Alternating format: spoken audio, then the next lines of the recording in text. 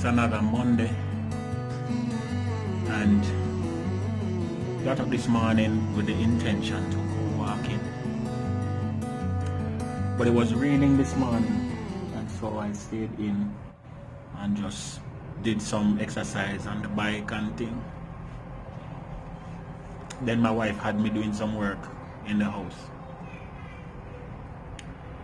so I didn't get a chance to post, and I didn't post last week, but I'm here now.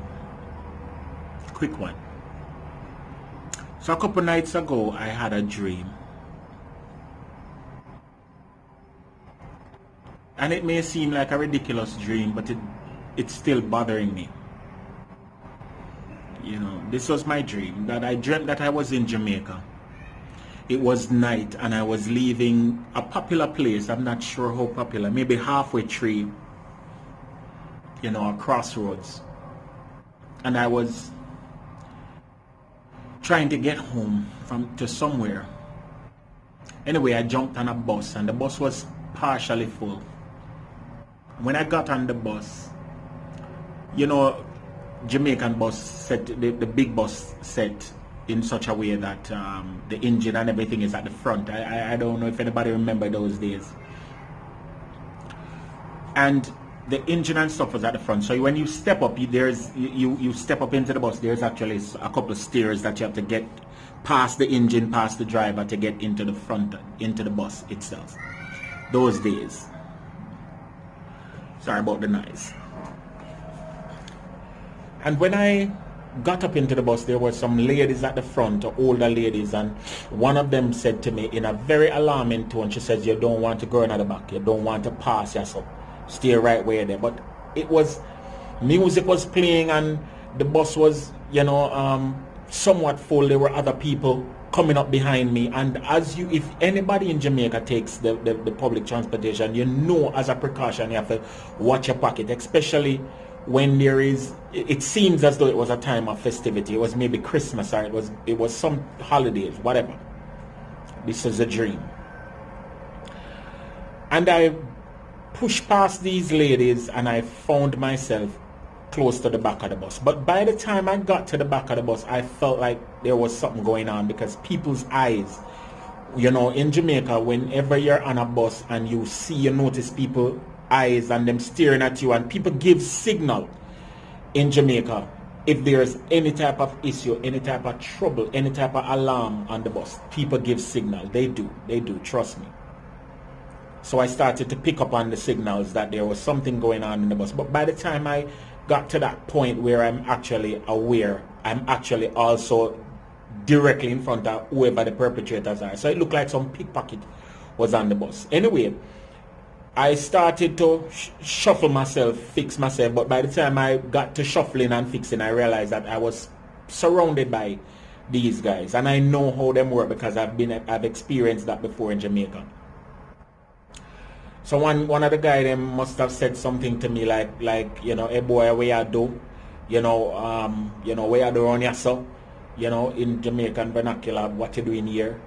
You know," and I started to, you know, address him. You know, and clearly I was trying to make them know, say, you know, I'm Jamaican from true and true, no because, you know, whatever. Anyway, the long and the short of it is that after being accosted, I maneuvered myself away from these guys, but by the time I got to the front of the bus, I realized that these guys had literally cut open my pockets, front pocket, back pocket, then cut open my pocket and was actually trying to get to my wallet, which is a common assault, but it felt so real.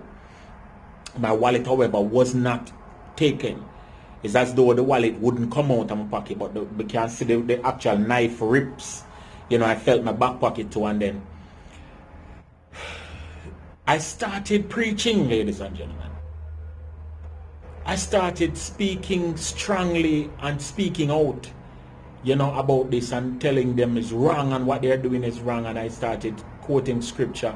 I started getting into it, and these guys were just at the back there, and they were just like, they don't know what to do. It's like they must say, "Oh, well, I'm to the boy there," you know, whatever they were trying to say. It was in you know, resistance, or them was in contention with the things that I was saying. However, they were not able to move from the spot that they were. And there was this woman, this girl who came up, and she was like, you know, trying to, you know, when like you're trying to be a temptress, or you're trying to be provocative, and she say, you never know, I said I'm gonna rob you, and you know, but me like you still and whatever. And I rebuked her. I remember I tell her to get away from me and move, you know. And so little pitney, just a child. And I woke up out of the dream when other people in the bus now started to agree with me. Other members of the public started to, again, this is a typical thing that happens in Jamaica. Other people in the bus now started to say, it's true, you know, and we're tired of the foolishness, we're tired of it. And these guys now who were the perpetrators now, the pickpocket now, again, them beat a quick exit to the back of the bus and through the back door of the bus, you know. And I woke up, and when I woke up, it felt so real. I realized that, you know, this was just a dream, but it stayed with me. I feel like there are some pickpockets in our bus right now, the bus of our lives. You know, we're all on a journey, we're all traveling on our own bus. But I feel like for everybody right now, there is some pickpockets. There are some people who are perpetrate some wrongs against the public, against those of us traveling on the journey of life. The Bible says, be very careful how you live, not as a fool, but as a wise person, making use of every opportunity, because the days that you're living in are evil. That is one of my favorite verses, because it always points me to the fact that you are not supposed to be lackadaisical. You're not supposed to take things like, you know, everything at face value. You're supposed to check everything. You're supposed to check who you're going, where you're going. You're supposed to check what you receive. You're supposed to check who giving it to you. You're supposed to check everything. Because the days that we're living in, guys, are evil days. It's days when we are living in days when the great schism, you know, these things are operating against our best interests. And if you're not careful, your pocket going to get picked, and you're going to lose all that you consider to be valuable. And there are some tempters out there, some material things that are tempting people. People running and climbing mountains to gain things that are tempting them. You understand? People finding themselves, listen, if I had taken the advice of the old ladies at the front of the bus, I would not have gone to the back of the bus. But sometimes we are not mindful of those sober statements or sober warnings that we receive. We are running down the prominent or the popular part of the bus. We're running down where the music is the loudest. We're chasing after the things that we think will benefit us, but only will be to our detriment. Again, the Bible says there is a way that seems right to a person, but the end of that way is death. I just want to encourage somebody, just as how I have been encouraged by the word of God. If you're not at the back of the bus, stay at the front of the bus. If the old people them warn you not to go down to the back of the bus, do not go there. You do not want to ignore the warning signs that are in life, especially nowadays. Because there are some pickpockets on the bus of life. We see it every day. Turn on the news, we hear about them. Pastors telling you about them. The Bible tell you about them. There are people who are issuing the warning at the front of the bus, but we shuffle past them every day. And we're going at the back of the bus to stand up and realize that our pocket are going to get picked. I know this is a Jamaican example. And if you are not from Jamaica, you may not understand. Because if you're Jamaican, you can imagine what is happening. You can see it clearly. It's right now it's unraveling in your mind because you've been used to pickpockets in the bus. If you're Caribbean rather, you know that. But there are some villainous entities out there right now. And we just have to keep our wits about us. Guys, it's almost Christmas. And especially if you're Jamaican, you know that at Christmas time, around these times, is the most dangerous, or better yet, the most volatile time to be out on the road and out and about.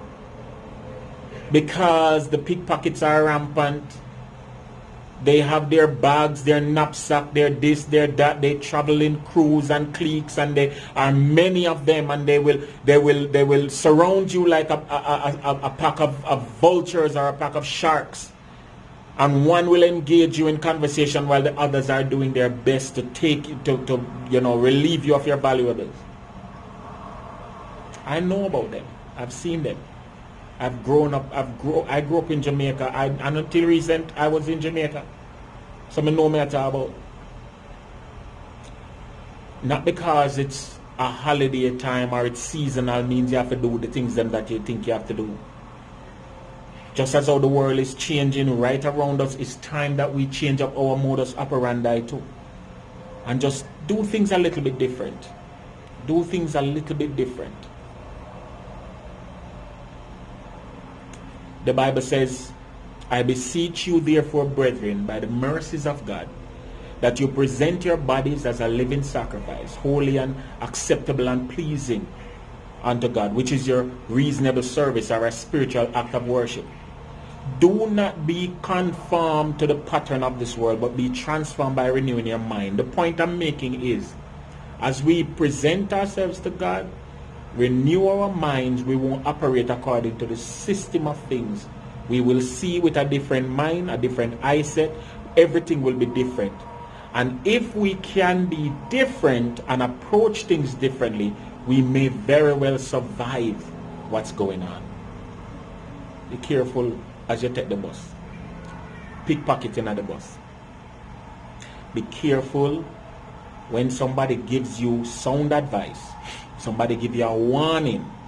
Heed the warning, because you are passing that person, you're passing by the warning, you're putting the warning to the side to your own detriment.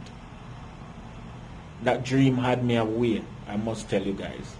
And I pray that every single person will hear me and hear me well. Look beyond the veil, because you know some things what I say is not about the dream. Until that time, have yourself a blessed day. God will say no, and we not stop saying God. I'm sitting here in my backyard, just looking out. Yeah, I have some work to do around here, but it's fine. I'll get to it in time. Until then, be good.